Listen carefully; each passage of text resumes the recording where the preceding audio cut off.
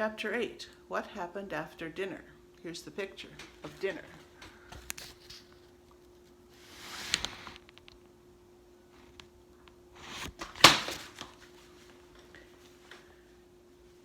And now, said Lucy, do please tell us what's happened to Mr. Tumnus. That's bad, said Mr. Beaver, shaking his head. That's a very, very bad business. There's no doubt he was taken off by the police. I got that from a bird who saw it done. But where's he been taken to? Asked Lucy. Well, they were heading northwards when they were last seen, and we all know what that means. No, we don't, said Susan, but Mr. Beaver shook his head in a very gloomy fashion. I'm afraid it means they're taking him to her house, said Mr. Beaver.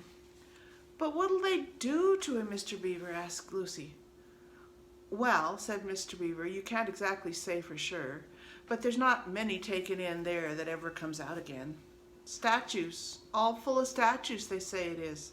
In the courtyard and up the stairs and in the hall. People she's turned. He paused and shuddered. Turned into stone. But, Mr. Beaver, said Lucy, can't we, we must do something to save him. It's too dreadful, and it's all on my account. I don't doubt you'd save him if you could, dearie, said Mrs. Beaver, but you've no chance of getting into that house against her will and ever coming out alive.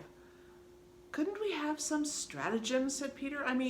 Couldn't we dress up as something or pretend to be, peddlers or anything and watch till she's gone out? Or, hang it all, there must be some way. This fawn saved my sister at his own risk, Mr. Beaver. We can't just leave him to have that done to him. It's no good, son of Adam, said Mr. Beaver. No good you're trying, of all people. But now that Aslan is on the move... Oh, yes, tell us about Aslan, said several voices at once. For once again, that strange feeling, like the first signs of spring, like good news, had come over them. Who is Aslan? Asked Susan. Aslan, said Mr. Beaver. Why, don't you know? He's the king. He's the lord of the whole wood, but not often here, you understand. Never in my time or in my father's time, but the word has reached us that he has come back. He is in Narnia at this moment. He'll settle the White Queen all right. It is he, not you, that will save Mr. Tumnus. She won't turn him into stone too, said Edmund. Ha! Lord love you, son of Adam. What a simple thing to say, answered Mr. Beaver with a great laugh. Turn him into stone? If she can stand on her 2 feet and look him in the face, it'll be the most she can do, and more than I expect of her.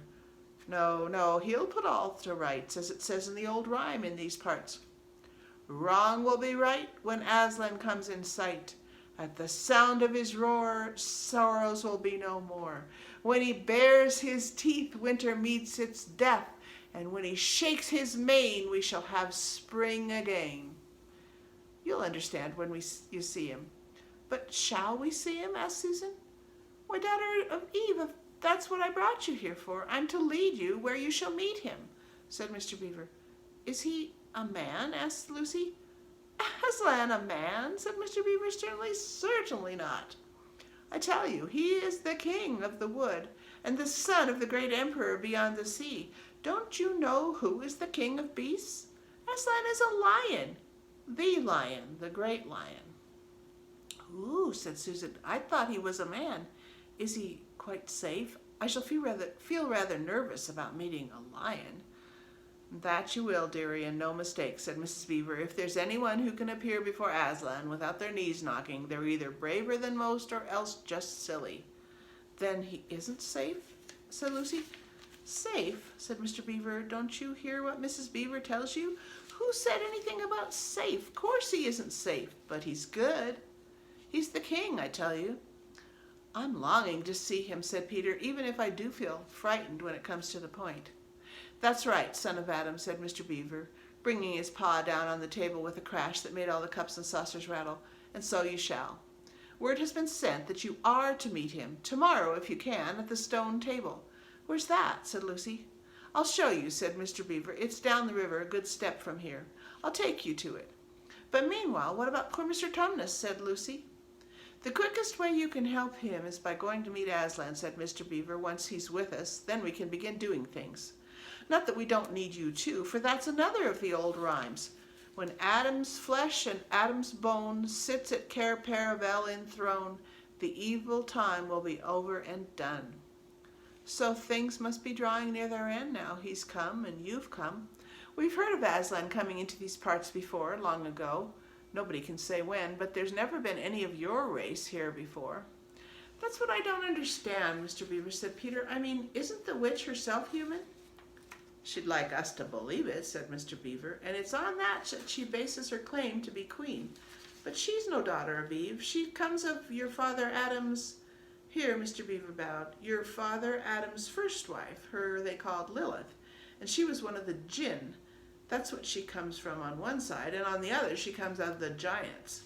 No, there isn't a drop of real human blood in the witch. That's why she's bad all through, Mr. Beaver, said Mrs. Beaver. True enough, Mrs. Beaver, replied he. There may be two views about humans, meaning no offense to the present company, but there's no two views about things that look like humans and aren't. I've known good dwarfs, said Mrs. Beaver. So have I, now you come to speak of it, said her husband, but precious few. And they were the ones least like men. But in general, take my advice. When you meet anything that's going to be human and isn't yet, or used to be human and once and isn't now, or ought to be human and isn't, you keep your eyes on it and feel your hatchet. Feel for your hatchet. And that's why the witch is always on the lookout for any humans in Narnia. She's been watching for you this many a year, and if she knew there were 4 of you, she'd be more dangerous still.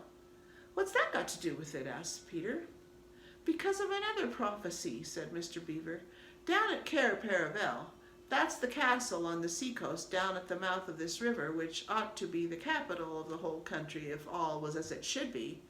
Down at Cair Paravel there are 4 thrones. And it's a saying in Narnia, time out of mind, that when 2 sons of Adam and 2 daughters of Eve sit in those 4 thrones, then it will be the end not only of the White Witch's reign, but of her life. And that is why we had to be so cautious as we came along, for if she knew about you 4, your lives wouldn't be worth a shake of my whiskers. All the children had been attending so hard to what Mr. Beaver was telling them that they had noticed nothing else for a long time.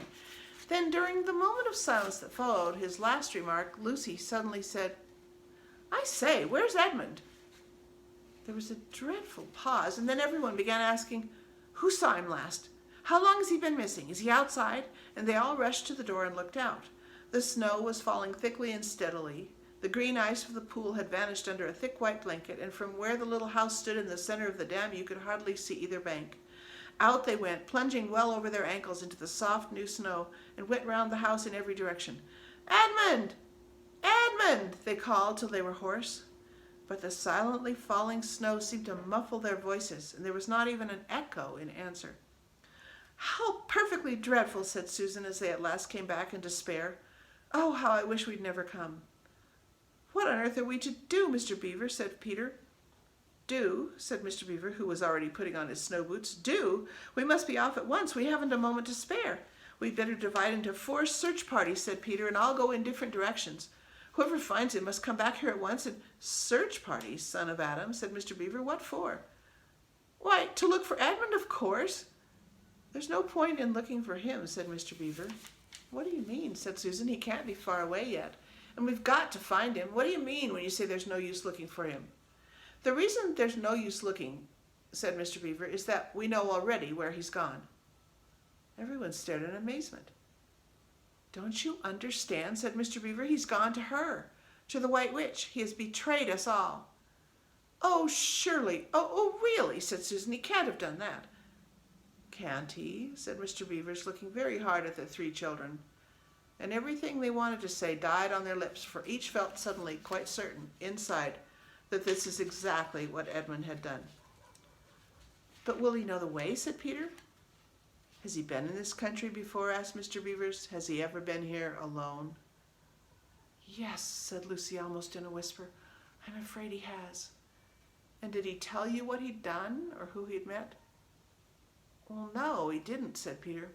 Then mark my words, said Mr. Beaver, he has already met the White Witch and joined her side and been told where she lives. I didn't like to mention it before, he being your brother and all, but the moment I set eyes on that brother of yours, I said to myself, treacherous. He had the look of one who has been with the witch and eaten her food. You can always tell them if you've lived long enough in Narnia. Something about their eyes. All the same, said Peter in rather a choking sort of voice, we still have to go and look for him. He is our brother after all, even if he is rather a little beast, and he's only a kid. Go to the witch's house, said Mrs. Beaver. Don't you see that the only chance of saving either him or yourselves is to keep away from her? How do you mean, said Lucy.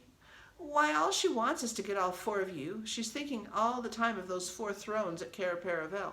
Once you were all 4 inside her house, her job would be done, and there'd be 4 new statues in her collection before you'd had time to think. But she'll keep him alive, as long as he's the only one she's got, because she'll want to use him as a decoy, as bait to catch the rest of you with. Oh, can no one help us? Wailed Lucy. Only Aslan, said Mr. Beaver. We must go and meet him. That's our only chance now. It seems to me, my dear, said Mrs. Beaver, that it is very important to know just when he slipped away. How much can he tell her depends on how much he heard. For instance, had we started talking of Aslan before he left? If not, then we may do very well, for she won't know that Aslan has come to Narnia, or that we are meeting him, and will be quite off her guard as far as that is concerned. I don't remember his being here when we were talking about Aslan, began Peter, but Lucy interrupted him. Oh, yes, he was, she said miserably. Don't you remember? It was he who asked whether the witch couldn't turn Aslan into stone, too. So he did, by Jove, said Peter. Just the sort of things he would say, too.